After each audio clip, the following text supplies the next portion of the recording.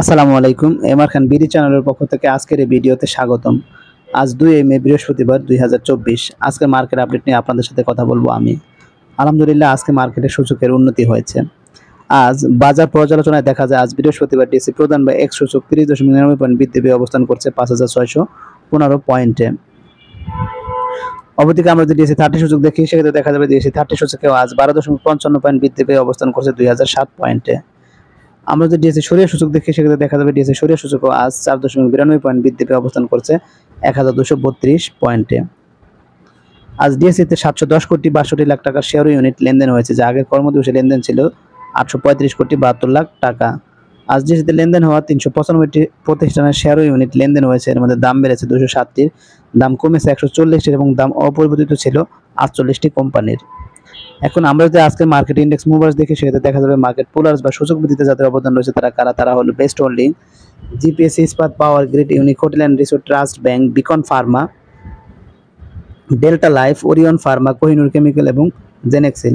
তো সেক্ষেত্রে দেখা যাচ্ছে বেস্ট হোল্ডিং তারা একাই 2 পয়েন্টের বেশি সূচকের বৃদ্ধি ঘটিয়েছে। অপরদিকে জিপিএসসি ইস্পাত তারাও 2 পয়েন্টের বেশি সূচকের বৃদ্ধি ঘটিয়েছে এবং power grid, unique hotel and resort, trust bank, beacon pharma, delta life, orion pharma, Kohinoor chemical ও জেনেক্সিল তারা সবাই 1 পয়েন্টের সামান্য বেশি সূচকের বৃদ্ধি ঘটিয়েছে। তো সেক্ষেত্রে বেস্ট হোল্ডিং 35 টাকা 30 পয়সা থেকে 37 টাকা 10 পয়সা, জিপিএসসি ইস্পাত 25 টাকা 60 পয়সা থেকে 28 টাকা 10 পয়সা, পাওয়ার গ্রিড 41 টাকা 80 পয়সা থেকে 42 টাকা, ইউনিক হোটেল অ্যান্ড রিসোর্ট 57 টাকা থেকে 59 টাকা 60 পয়সা, ট্রাস্ট ব্যাংক 28 টাকা 10 পয়সা থেকে 29 টাকা 30 পয়সা, বিকন ফার্মা 181 টাকা 10 পয়সা থেকে 184 টাকা, ডেল্টা লাইফ 86 টাকা 80 পয়সা থেকে 91 টাকা 10 পয়সা, ওরিয়ন ফার্মা 69 টাকা থেকে 70 টাকা 90 পয়সা, কোহিনুর কেমিক্যাল 656 টাকা 60 পয়সা থেকে 673 টাকা 90 পয়সা, জেনেক্সিল 56 টাকা 70 পয়সা থেকে 60 টাকা 10 পয়সায় লেনদেন হয়েছে।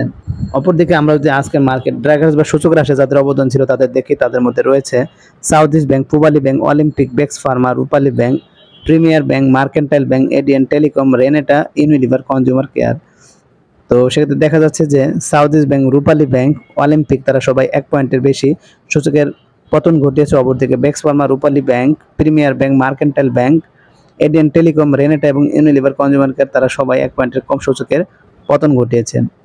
তো সেক্ষেত্রে সাউথ ইস্ট ব্যাংক 10 টাকা 60 পয়সা থেকে 10 টাকা 10 পয়সা, পূবালী ব্যাংক 29 টাকা 80 পয়সা থেকে 29 টাকা 40 পয়সা, অলিম্পিক 144 টাকা 10 পয়সা থেকে 141 টাকা 60 পয়সা, বেক্স ফার্মা 119 টাকা থেকে 118 টাকা 40 পয়সা, রূপালী ব্যাংক 27 টাকা 20 পয়সা থেকে 23 টাকা 10 পয়সা, প্রিমিয়ার ব্যাংক 12 টাকা 20 পয়সা থেকে 12 টাকা, মার্কেন্টাইল ব্যাংক 11 টাকা 40 পয়সা থেকে 11 টাকা 20 পয়সা, এডিএন টেলিকম 110 টাকা থেকে 106 টাকা 70 পয়সা, রেনেটা 768 টাকা 70 পয়সা থেকে 766 টাকা 80 পয়সা এবং ইউনিলিভার, কনজিউমার কেয়ার তারা 1900 টাকা 60 পয়সা থেকে 1862 টাকা 40 পয়সায় লেনদেন হয়েছে।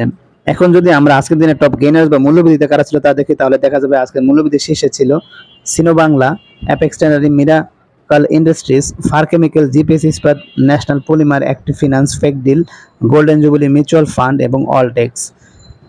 সেক্ষেত্রে দেখা যাচ্ছে আজকে শীর্ষে থাকা 10টি কোম্পানি মূলত হল্টেড ছিল।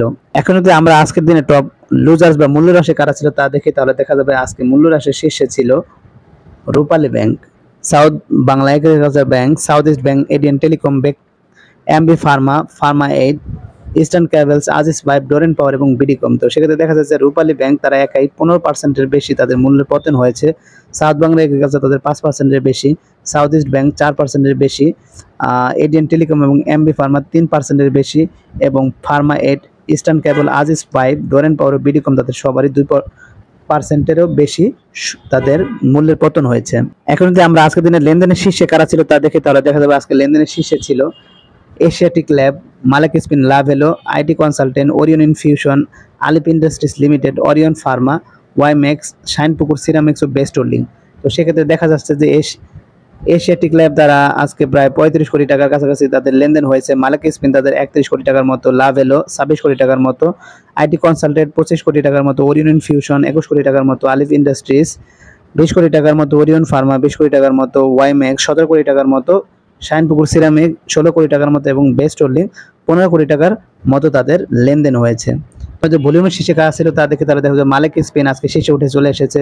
মালিক স্পিন তাদের 78,71,387টি শেয়ারের লেনদেন হয়েছে। তারপরে রয়েছে গোল্ডেনসন, তাদের 63,73,048টি শেয়ারের লেনদেন হয়েছে। তারপরে রয়েছে ওয়াইম্যাক্স, তাদের 63,03,842টি শেয়ারের লেনদেন হয়েছে। তারপরে রয়েছে এশিয়াটিক ল্যাব, তাদের 57,84,099টি শেয়ারের লেনদেন হয়েছে। তারপর রয়েছে আইটি কনসালটেন্ট, তাদের 47,54,698টি শেয়ারের লেনদেন হয়েছে।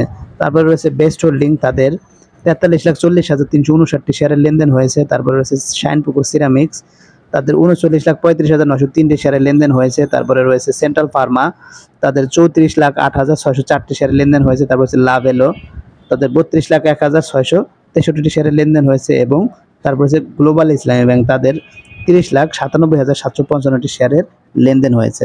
এখন আমরা সেক্টর বেস লেনদেন দেখি, তাহলে সেক্ষেত্রে দেখা যাচ্ছে যেহেতু আজকে মোটামুটি সূচকের ভালো পরিমাণে বৃদ্ধি হয়েছে, তো সেক্ষেত্রে food and allied, ceramic sector এবং মিউচুয়াল ফান্ড ব্যতীত মোটামুটি সকল সেক্টরে ভালো করেছে। তার মধ্যে সবচেয়ে বেশি ভালো করেছে জুট সেক্টর, খুবই ভালো করেছে।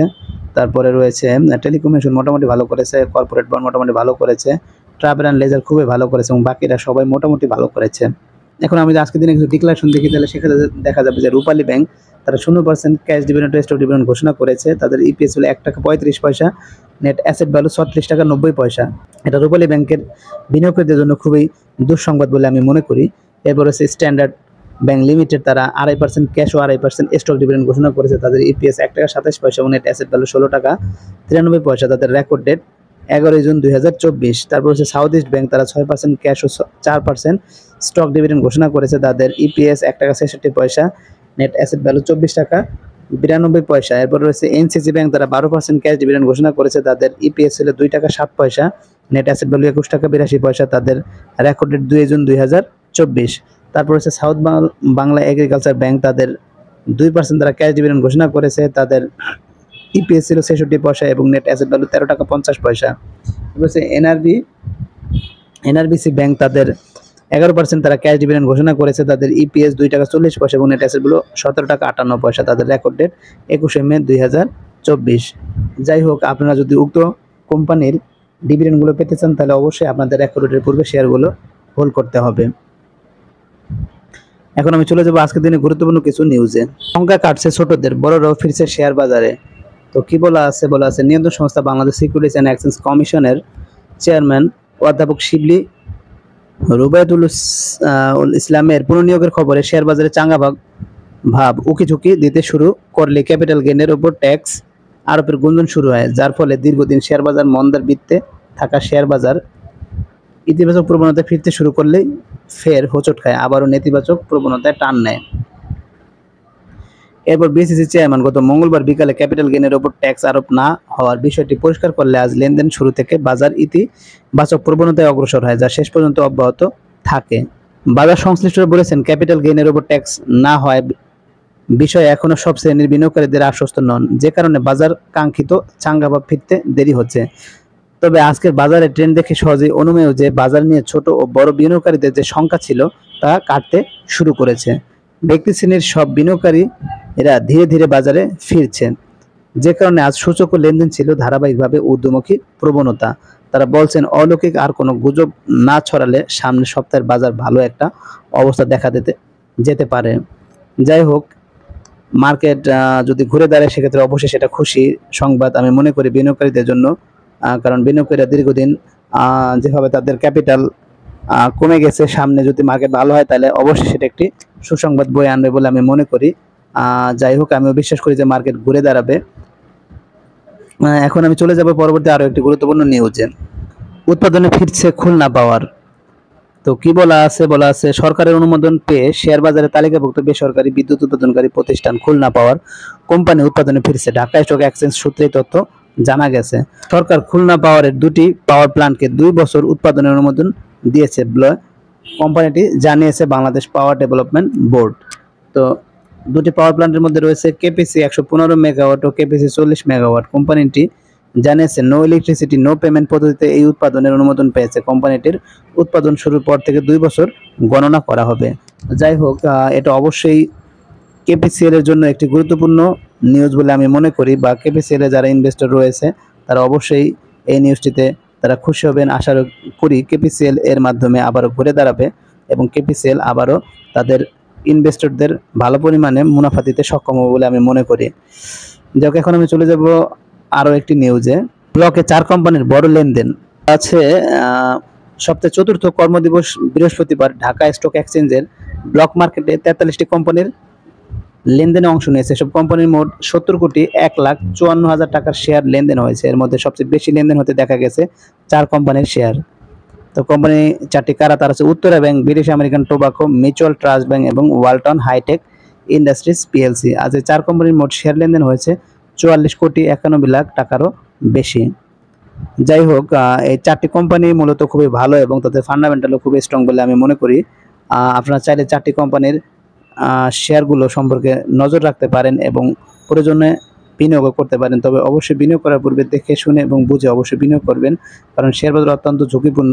তাই এখানে বিনিয়োগ করার পূর্বে অবশ্যই জেনে বুঝে বিনিয়োগ করা উচিত। তো আজকের মতো ভিডিও আর বাড়াবো না। যারা আমার চ্যানেলে নতুন অবশ্যই চ্যানেলটিকে সাবস্ক্রাইব করবেন, লাইক করবেন, কমেন্ট করবেন এবং শেয়ার করবেন। আজকের মতো এখানে বিদায় নিব। সবাই ভালো থাকেন, সুস্থ থাকেন। আল্লাহ হাফেজ।